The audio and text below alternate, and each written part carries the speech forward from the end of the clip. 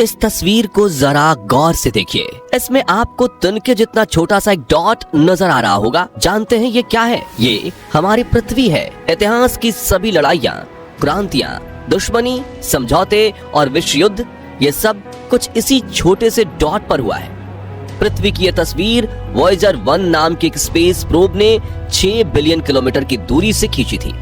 ये एक ऐसा स्पेस प्रोब जिसने अंतरिक्ष के उन रहस्यों को उजागर किया जिनसे हम सभी अनजान थे।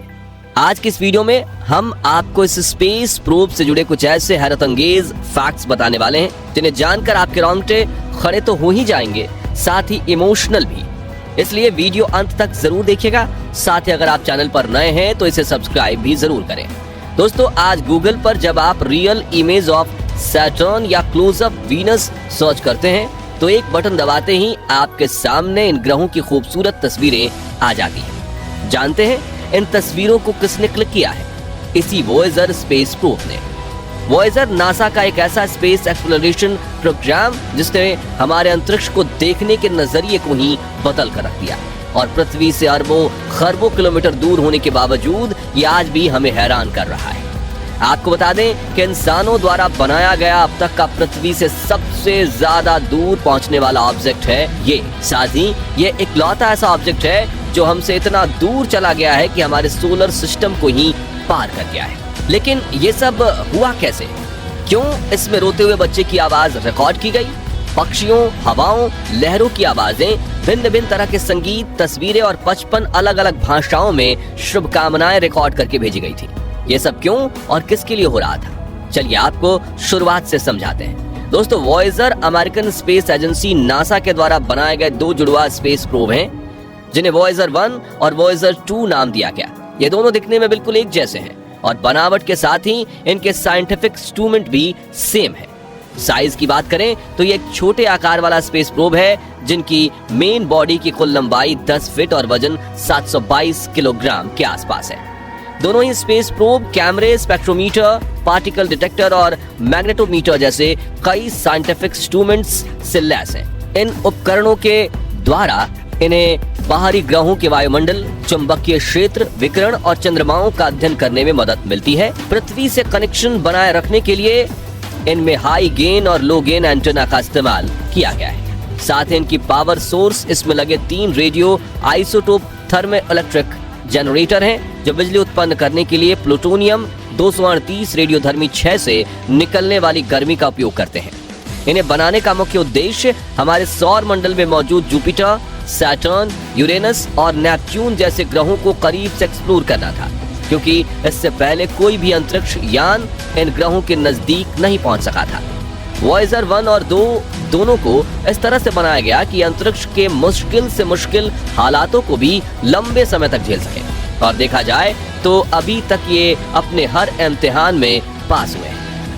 इनके लॉन्च की अगर बात करें तो वॉयेजर 2 फ्लोरिडा के कैप कैनारवल से 20 अगस्त 1977 के दिन और वॉयेजर 1 इसी सेम लॉन्चिंग साइट से 5 सितंबर 1977 के दिन लॉन्च हुआ था। हालांकि वॉयेजर 2 वॉयेजर 1 से कुछ दिन पहले लॉन्च हुआ था, लेकिन फिर भी अपनी पहली डेस्टिनेशन जुपिटर यानी बृहस्पति ग्रह पर वॉयेजर 1 सबसे पहले पहुंचा था। दरअसल 5 मार्च 1979 को यह जुपिटर के सबसे ज्यादा करीब पहुंचने वाला ह्यूमन मेड ऑब्जेक्ट बना, यानी इससे पहले बृहस्पति ग्रह के इतने नजदीक मानव निर्मित कोई भी वस्तु नहीं गई थी। और वहां से इसने जो तस्वीरें भेजी वो हैरान कर देने वाली थी। ये पहली बार था जब हम इंसानों ने जुपिटर को इतने करीब से देखा था, और न सिर्फ जुपिटर को बल्कि इसके चंद्रमाओं को भी हम पहली बार इतनी नजदीक से देख पाए थे। वॉयेजर 2 की बात करें तो वॉयेजर 1 से लगभग 4 महीने बाद 9 जुलाई 1979 के दिन ये जुपिटर के करीब पहुंचा और वॉयेजर 1 की तरह इसने भी इस गैस जायंट को इसके चंद्रमाओं से जुड़े कुछ रहस्यों को उजागर करके कैप्चर किया। जुपिटर के बाद इनकी अगली डेस्टिनेशन थी सैटर्न यानी शनि ग्रह, और इस ग्रह के करीब भी वॉयेजर 1 ही सबसे पहले पहुंचा था। दरअसल वॉयेजर 1 12 नवंबर 1980 के दिन सैटर्न के एकदम करीब से होकर गुजरा था और वहां से इसने इस ग्रह की जो तस्वीर हमें भेजी उनकी खूबसूरती को शब्दों में बयां करना मुश्किल है।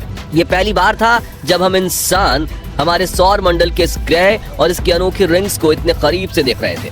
साथ ही सैटर्न ग्रह के चंद्रमा टाइटन को भी हम वॉयेजर 1 की वजह से ही पहली बार इतनी नजदीक से देख पाए थे।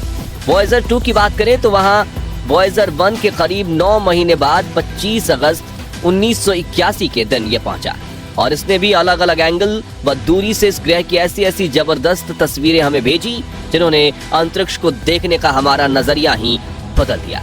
साथियों, शनि ग्रह तक पहुंचने तक दोनों का रास्ता एकदम सेम था, लेकिन इसके बाद इन दोनों स्पेस प्रोब ने एक दूसरे को गुड बाय कहते हुए अपने अलग अलग रास्ते कर लिए।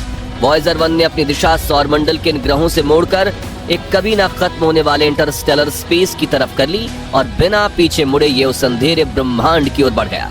वहीं दूसरी तरफ वॉयेजर 2 की बात करें तो इसने सौरमंडल के ग्रहों तक पहुंचना और उनके करीब से गुजरना जारी रखा।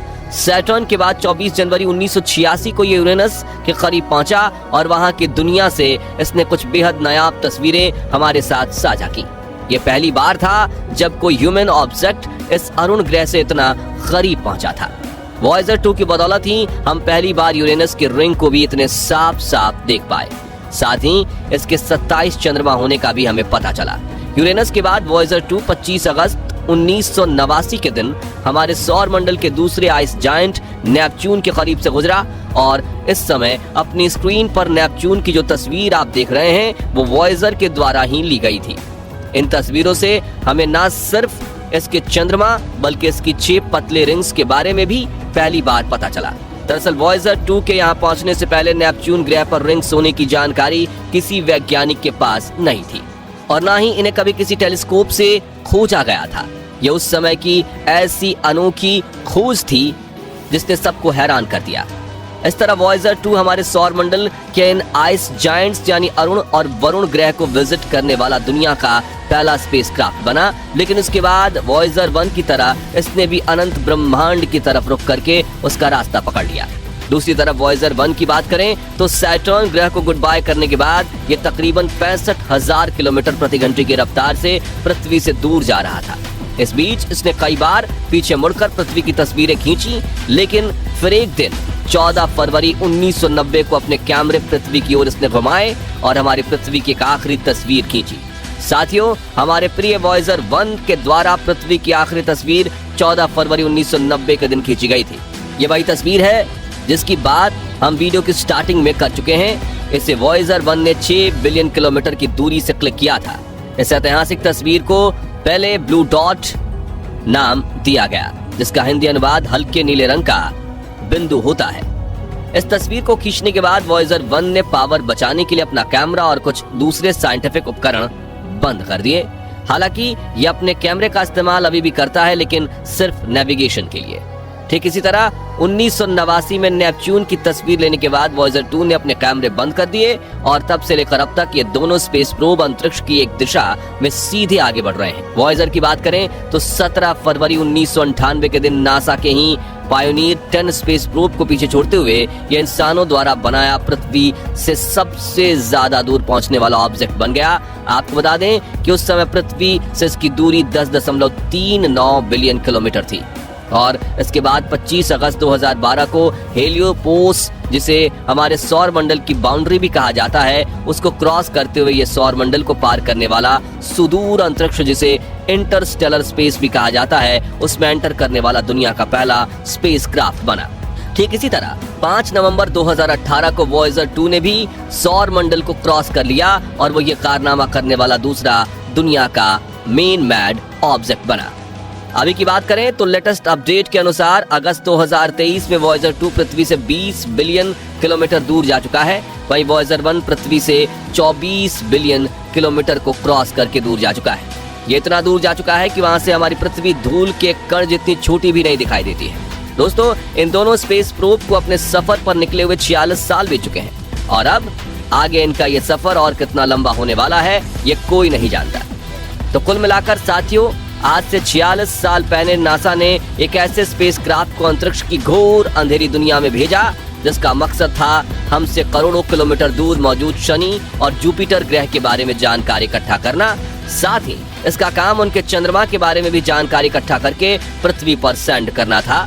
इन सब लक्ष्यों को अपने साथ लेकर वॉयेजर स्पेसक्राफ्ट अपनी मंजिल की तरफ तेजी से बढ़ रहा था और हर गुजरते वक्त के साथ ऐसी ऐसी तस्वीरें भेज रहा था जिससे ब्रह्मांड का एक ऐसा रूप सामने आया जिसकी हम इंसानों ने कभी कल्पना भी नहीं की थी। वॉयेजर स्पेसक्राफ्ट न सिर्फ दूसरी दुनिया के रहस्यों से पर्दा उठाने के लिए आगे बढ़ रहा था, बल्कि अपने साथ पृथ्वी से भी कुछ ऐसा ले जा रहा था जिससे एलियंस को हमारे बारे में संदेश मिल सके। ये अपने साथ एक ऐसा ग्रामोफोन लेकर जा रहा था जिसमें पक्षी, हवाओं, लहरों और अलग अलग तरह के संगीत को रिकॉर्ड किया गया था।